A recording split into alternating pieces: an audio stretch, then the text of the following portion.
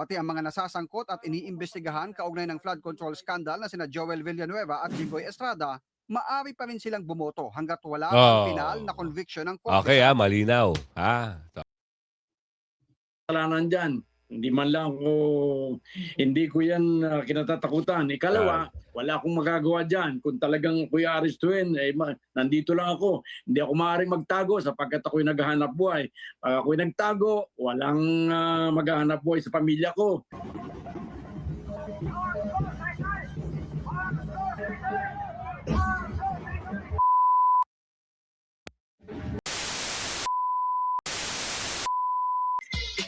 Yes. Good morning mga kasama. Nandito naman si Kuya Goods nagbabalik. At syempre, kung di ka pa nakasubscribe, subscribe na lang po at hit mo na rin yung bell para updated ka sa ating mga video. Nag-isiatrasa ng mga makabayan at high-class lawyer kuno. Nakakahiya, no? Hindi nila kakayanin si Senador Marcoleta. Lagi silang mangangamote. Meron pa nga dyan yung Carpio. Oo, si Carpio. Naku, Diyos mio. Maghahamon kayo. Akala nyo kung sino lang yung hahamunin nyo. Oo. Kasi kayo, hindi nyo alam kung ano yung sinabi ni Senador Marcoleta. Iniisip nyo lang, galit kayo. Sabihin nyo, ipamigay. Walang ganun sinabi. Oo, nag-i-splice kasi si Pinky ng video eh. Kaya, pinapamukha na sa taong bayan na gano'n na sinabi ni Senador Marcoleta. Mali! Oo, napanood nyo kagabi. Kung hindi pa nyo napanood, balikan nyo yung video kagabi. Atty. Sir Panielo, naniniwala na moro-moro na kuntsaba kay BP Sara. O, kita nyo. Lahat ng mga nasa kamera, halos lahat. Halos lahat. Maski naman yung dating kaalyado ni BP Sara na nagpapanggap na kakampi sa Kongreso. Sorry hindi ho na mapagkakatiwalaan ngayon. Bakit? Nakuha na ho ng salapi, pera. Kaya naman yung rhinitis natin. Meron lang akong gamot sinisingot ko. Wala pa rin talaga. Meron akong nasal spray. Yun. Dati na gumagana siya, nawawala. Ngayon meron na naman, Diyos mio, marimar naman. Tuloy, dami mong hanas, Kuya Goods, Duterte Justice Chief Aguirre denies drug wars. Kasi inuungkat ho si Justice Aguirre dito, kasabwat daw ni Tatay Digong.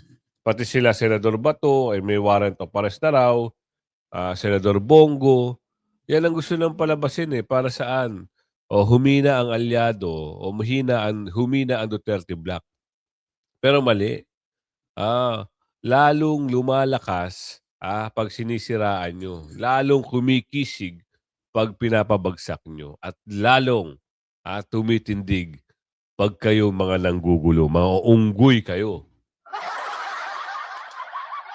Nakakaawa ito yung mga bumabatikos kay BP Sara, no? Sabi ko nga sa inyo abante talaga. Aabante talaga sa 2028 pag ganyan ang ginagawa nila. Sinisiraan, gumagamit ng mga bayaran ng mga artista. Oo, yung farm troll nila, pinapagana nila. Marami ngayon sumasawsaw sa politika. Oo, at saka yung mga baguhan na bulager na kung makapagmura, akala mo, hindi mo na ina-analyze. Sasawsaw sila sa politika kasi may bayad at magmumura-mura, agoy. Kaya hindi kayo tinatangkilik, masama yung tabas ng mga dila nyo. Pansinin nyo sila. Yung mga bulager na mahilig magmura. Yung mga pasmado ang bibig. Simulan natin dito. Napakadaldal mo talaga. Bakit kayo nag-aatrasan? Umatras, tinawag na pro-China and class lawyer. Sino? Di ba yun ang paratang nila kay Senador Marcoleta? Pro-China? Ngayon, kayo, anong mga sa inyo pag kayo ay binalikan? Ngaw-ngaw. Di ba? Mahilig lang kayong umaw-ngaw pero wala kayong mga wenta. Yan ang Yan yung mga tingin ng taong bayan dito sa mga bumabatikos sa mga Duterte, bumabatikos kay Senador Marcoleta. Puwede itong Vice President, eh, 'no, Senador Marcoleta kasi yung paninindigan niya, andiyan pa rin talaga. Tuloy. Sa gitna ng patuloy na tensyon sa West Philippine Sea at Kalayaan Island Group, muling uminit ang diskurso sa pagitan ng mga personalidad sa politika, akademya, at sektor ng depensa. Ang mga pahayag, hamon sa debate, at pasaring napalitan ng akusasyon ay hindi lamang sumasalamin sa magkakaibang pananaw, kundi pati na rin sa mas malalim na hidwaan kung paano dapat ipaglaban ng bansa ang Yan na. soberanya nito sa mga Nagmumumoy na ako. inaangking teritoryo.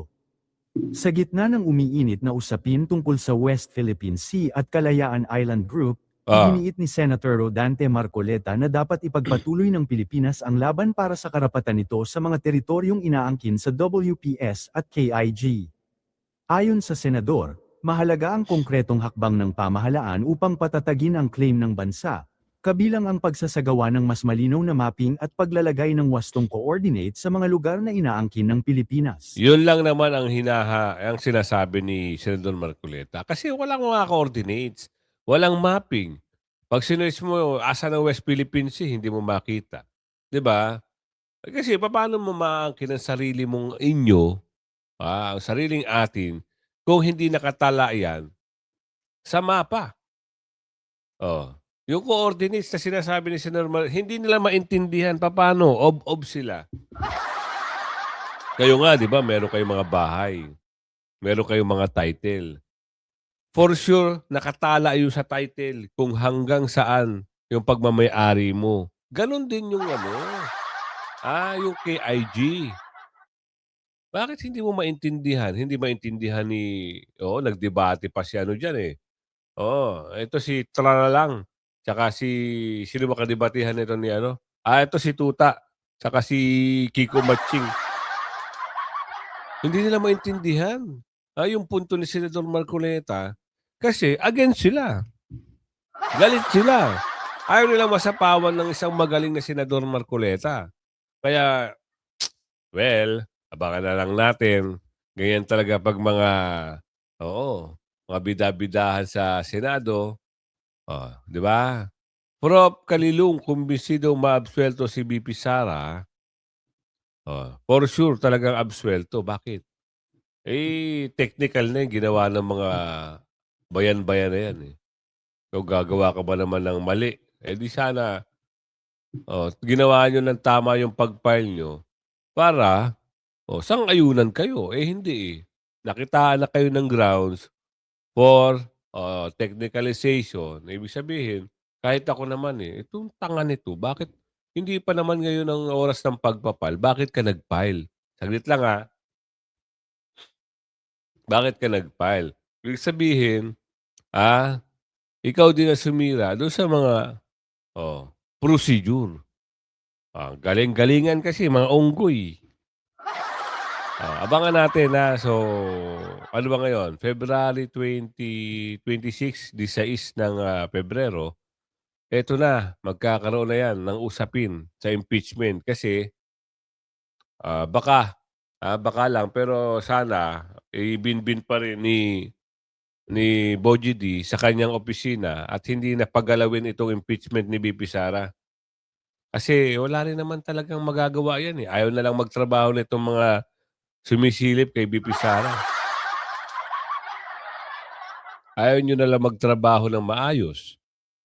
Diba? Kung iisipin mo na napakasimple lang, gagampanan mo lang yung trabaho mo, huwag ka masyado mamulitika, huwag ka palang mamulitika. Diba? Yung ginagawa kasi nila, puros pamumulitika, bira dito, bira doon, para lang. Kasi takot sila kay BP Sara. So nalalapit na, baka mamaya, lahat ng mga pinandodorobo nila, ma-back to you ni BP Sara kapag nakaupo na si BP Sara. Diba? Pansinin niyo yung mga survey ngayon. Ngayon pa lang 2026, banat na ng survey ngayon. Ang tataas na ng ratings ni BP Sara. At meron na nagkakali survey sa bandang Batangas ata Quezon. Puro BP Sara. Ngayon, abangan natin, baka may mag-survey dyan sa Ilocos, sa North, Sinasabi ng baluarte ng mga panggulo, tignan natin. Oo, yung mga mahilig mag-survey diyan, pumunta na kayo ng Ilocos. Mag-survey na kayo. Yung sinasabi nilang solid north, baka pa-south na. Tuloy. Complaints ang ihain laban kay VP Sara. Kumbinsido ang isang political analyst na maaabsuelto ang vice-presidente. Ang pagkilos daw kasi ng Senado sa survival nakadepende. Nagbabalik si Dexter Ganibe para sa detalye. Magdadalawang linggo na, Yan buhat sila, ng oh. may maisampang impeachment complaint sa Kamara laban kay Vice President Sara Duterte. Hanggang ngayon, hindi pa na ikakalendaryo para maisama sa agenda of the day sa regular session ng Kamara. Tingin ng political analyst na si Froilan Calilong, maaring may kinalaman ito sa mga numero sa Senado. I think they're really looking at the numbers right now. And Yan. for as long as wala pa talagang sigurado na tatawid from the minority to the majority, hindi sila gagalaw muna. Sa kasalukuyang komposisyon ng Senado, 15 ang nasa majority.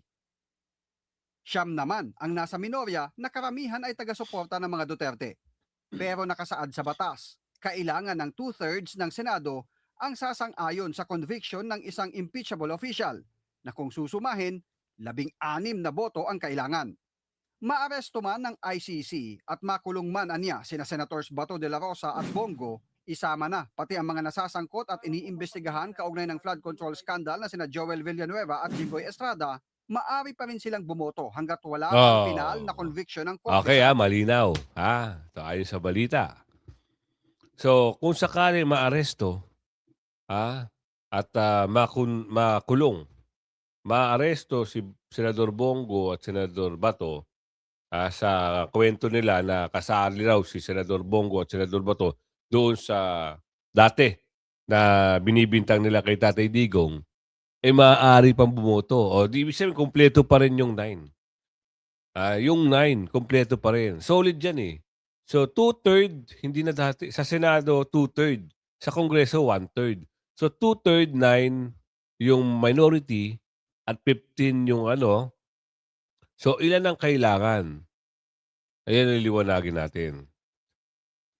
Kanila. Sa ilalim po kasi ng ating batas, a senator under arrest can technically retain yung kanyang seat unless may Okay. conviction na with finality o kaya siya ay nag-resign o na-expelled by a 2/3 vote.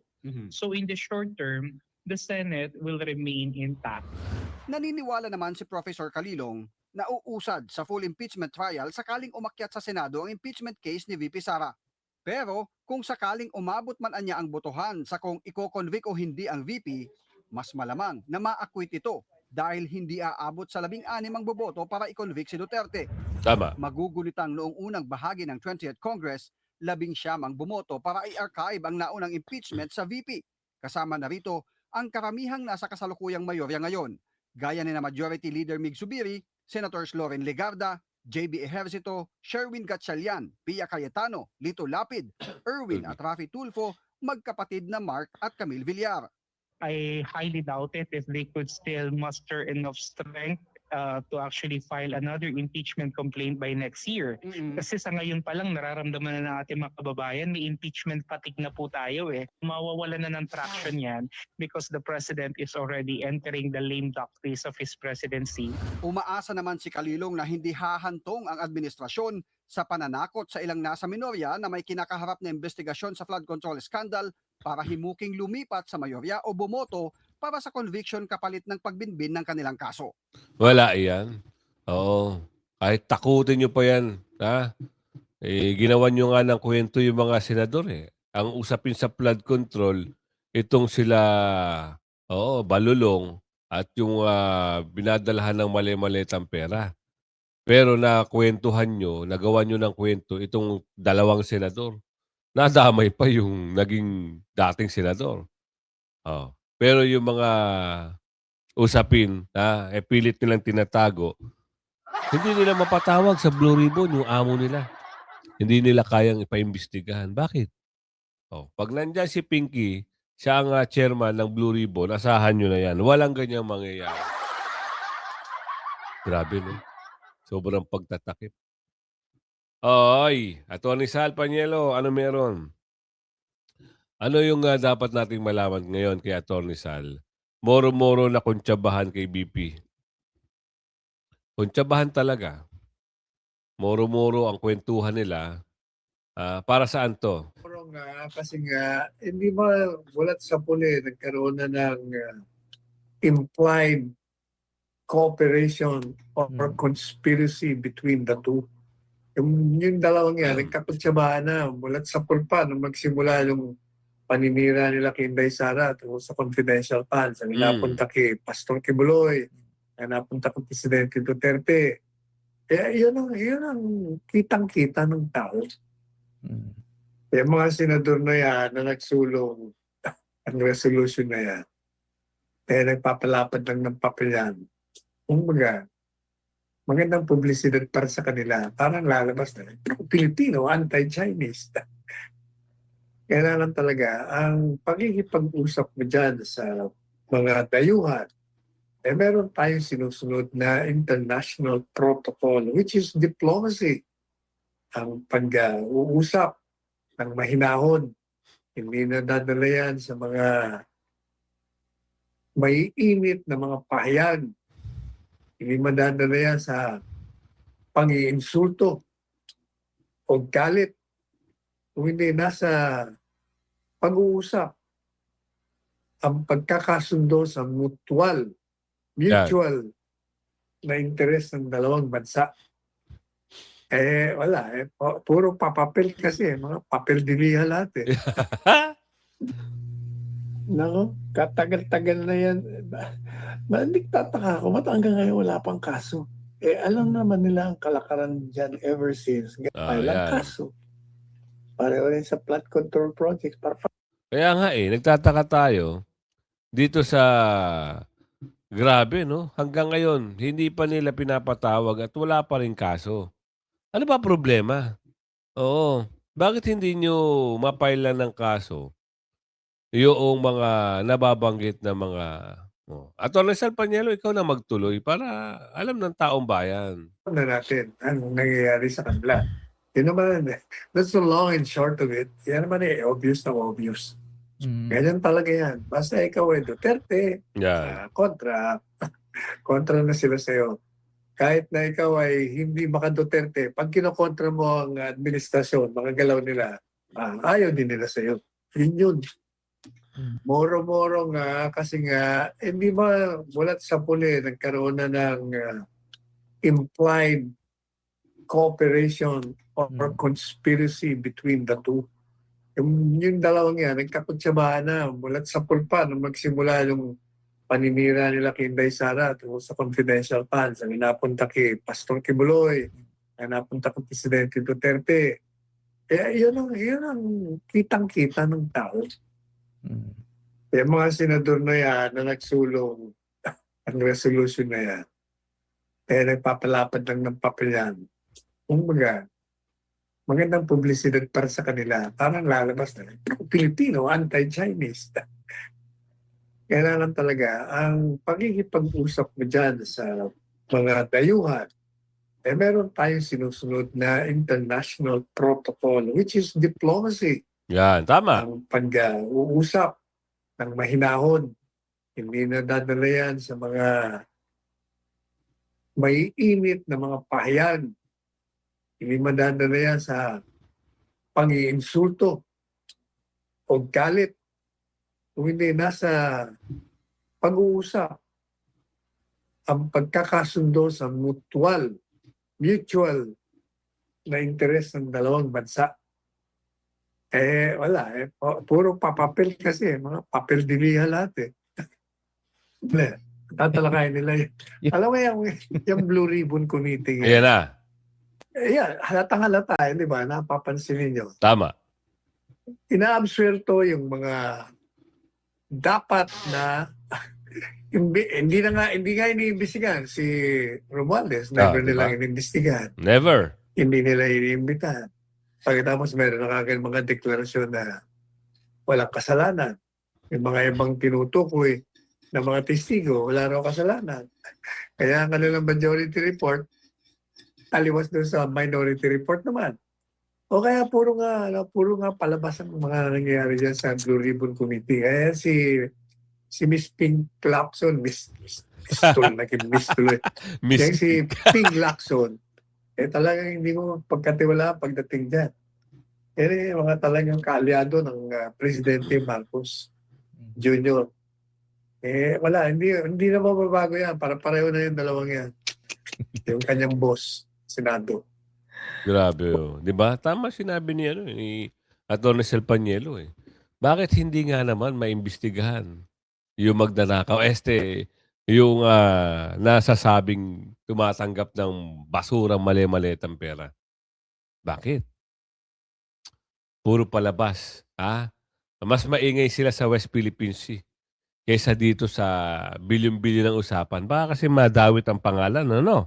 Kaya ayaw pa imbestigahan, baka mamaya meron din siyang mali-malitang perang natatanggap. Aray ko. Ayaw ungkatin ang baho. Bakit?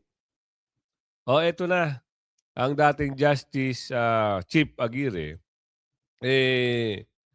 nag-deny na. Totoo naman hindi naman siya siguro kasali. At wala namang nangyari doon sa binibintang nila kay Tatay Digong.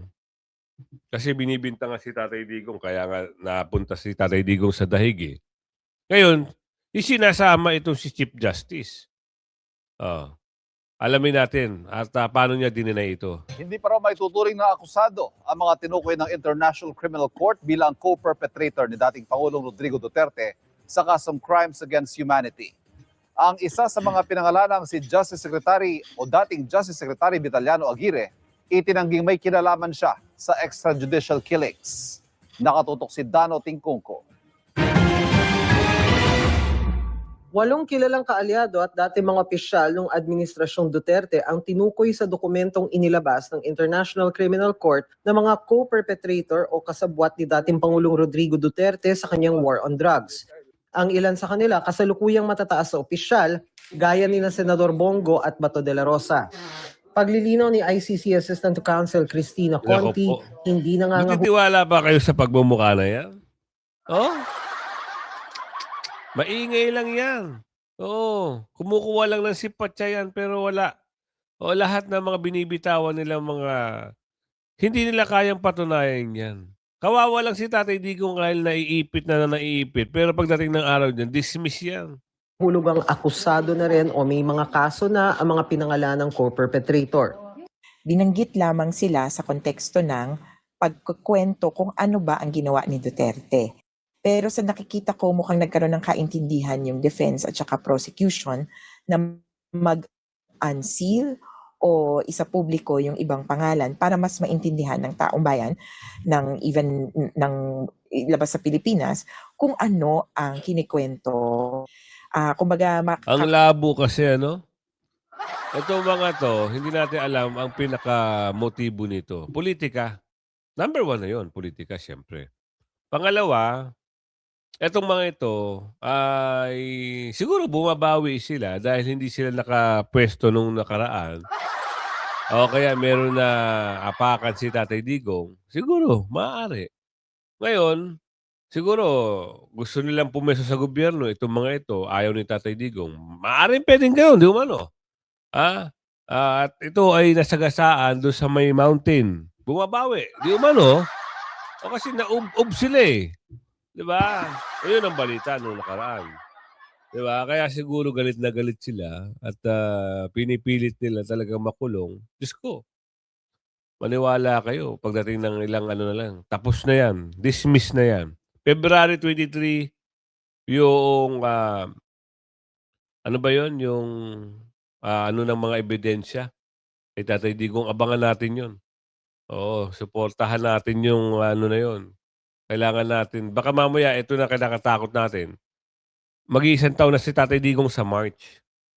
Kinakatakot natin, baka mamaya, yung appearance na naman yun, mawalang saysay na naman, kagaya nung September 23, pinatatagal ng pinatatagal. Diba? Ayaw nyo pa magdesisyon, mga ICC bulok.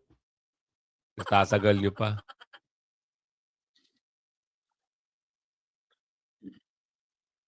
Wait lang. Dapat daw maging ano,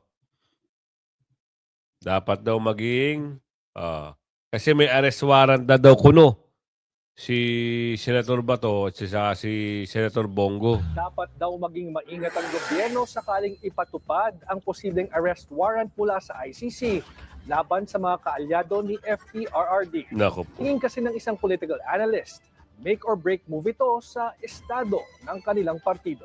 Narito ang Agenda Weekend Report ni Dexter Ganiben ng Abante. Dalawang epekto lang ang maaring mangyari kapag inaresto ang mahigpit na taga-suporta ng mga Duterte na sina Bato de la Rosa at Bongo. Ipinunto ng political analyst na si Professor Froilan Calilong sa point of order ng Abante na maaring pahinain nito ang political landscape ng mga Duterte, lalo na kapag may conviction na sa dating Pangulo at mga co-perpetrators nito. Bagay na posible pa anyang mangyari sa mga susunod pang taon. Pero ang pangalawang epekto, ang nakikita niyang most likely na mararamdaman agad ay ang mapalakas pa ang simpatiya mula sa kanilang mga taga-suporta kapag inaresto na sila. Ang mentality natin mga Pilipino, no, kung sino yung mga tingin nating kinakawawa o yung mga binabibiktima, doon tayo sumasang-ayon, ano, yung mga underdogs kumbaga. And mas magiging maliwanag, no, yung hangarin ng administration na pilayan talaga yung opposition, particularly the Duterte bloc. And if this happens, it may create a not so good impression on the part of the administration na kung saan yung daloy naman ng suporta maaring mapunta lalo sa mga Dutertes. Yun, Mangyayari anya ang pangalawang epekto kung mahahalin tulad sa pag-aresto kay dating Pangulong Digong Duterte ang sasapitin ni Bato at Bongo. Kaya dapat anyang sundin ng gobyerno ang tamang legal na proseso kapag naglabas na ng warrant of arrest ang ICC laban sa mga co-perpetrators ng dating Pangulo. Ang kailangan natin ditong masiguro, number one is talagang dadaan sa tamang proseso. Dadaan sa Philippine courts yung pagbibigay ng mismong mga warrant of arrest para masiguro na meron talaga meron talagang pagsang-ayon dito at walang nilalabag ng mga legal procedures dito sa ating bansa kung sakali mang may pag-arestong gagawin. Una ng pinabulaanan ni dating Justice Secretary Vitaliano Aguirre sa Agenda Weekend na may kinalaman siya sa war on drugs. Trabahoan niya ng DOJ ang habulin ng mga pulis na inirereklamo ng pang-aabuso sa kampanya noong Duterte administration. Wala akong kasalanan. Yan sabihin na ni ex-Justice Aguirre. Bakit? Ginagawa lang naman nila ang trabaho nila eh. Di ba? Kung ikaw ay halimbawa lang ito, pa-explain natin. Kung ikaw ay isang akusado at ang ginawa mong kaso ay isang na-impluwensyahan ka ng candy at ginawa mo yung kaso na yon, nakategi ka ng isang tao, malamang hatulang ka. O halimbawa naman sa operation, meron kang tinegi at na-impluwensya ka ng pinagbabawal na candy at naglaban ka, alam namang hindi ka tegihin. Ganun. Tuloy. Kasalanan dyan. Hindi ko yan kinatatakutan. Ikalawa, wala akong magagawa dyan. Kung talagang ako'y arestuin, nandito lang ako. Hindi ako maaaring magtago sapagkat ako'y naghahanap buhay. Pag ako'y nagtago, walang maghahanap buhay sa pamilya ko. Si Senator Bongo naman, tuloy ang kanyang paghahatid ng tulong sa mga kababayang nasunugan sa Davao City matapos pabulaanan ang kanyang involvement sa madugong war on drugs. Umaasa naman si Attorney Cristina Conte na assistant to counsel ng mga biktima sa war on drugs sa ICC na magkakaroon ng arestuhan pero handa rin silang maghintay dahil sa legal na prosesong kailangang sundin. Posible yan, pero ako wala akong pag-asa or hope pa na like ngayon magkakaroon ng arestuhan kasi again, yung pong document containing the charges ay hindi naman automatically warrant of arrest. Kailangan pa pong hiwalay na proseso para mag-apply at mag-issue. Sa susunod na wala naman palang warrant of arrest. Pinapaingay lang nila. Lalong-lalo na yung tinatakot yung Duterte bloc. Siyempre, politika. Malapit na ang eleksyon. Sisirain ang pangalan. Kunwari aarestuhin. Hanggang sa magtago na. Kita nyo? Hindi magtatago yung mga nababanggit na pangalan. Kagaya ni ex-justice. Hindi siya magtatago. Magtatrabaho siya ng maayos. Di ba? So ang sigaw na pagdaan na makasaysayang tulay, nabalitaan niyo ba ito? Ako hindi ko kasi na medyo na-busy tayo. Kailan ba ito nangyari? Yan. Kailan nangyari ito? Pinagre-resign na ho. Si Bungit.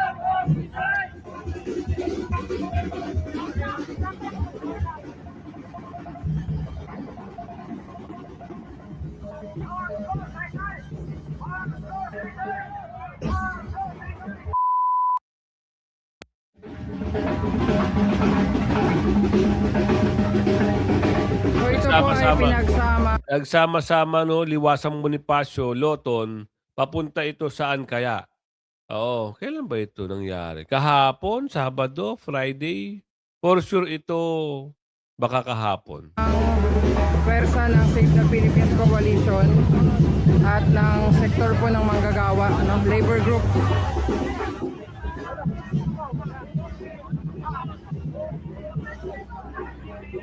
Nagsama-sama,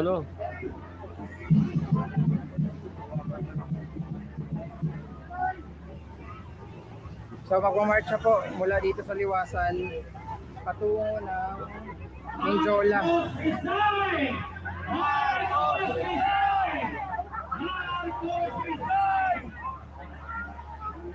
Ang dami ho, Kaya sinasabi ko sa inyo, di ba? Magkakaroon na dyan ng mga bayaran, mga ano-ano. Pero ito, solid ito. Hindi ho nababayaran ito. Mga ito. Kasi ang balita ko, magkakaroon ata yung mga bulangaw, saka yung mga pulangaw ng marcha. Hindi ko alam hindi ko sure. Pero yun ang nakikita natin sa mga Pero abangan na lang natin. Pero itong mga to, solid to. Yung grupo ito ng mga, ito nyo naman yung mga nila. Tuloy natin. Save the Philippines. Maganda.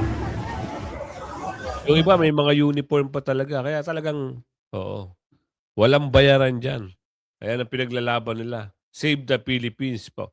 At meron dyan nakasulat, mag-resign. Kung umabot ka sa video natin ito. Hanggang sa muli pakilagay share. Bye-bye. Huwag mo kalimutan mag-like, share, subscribe. Hit mo yung bell. Bye-bye.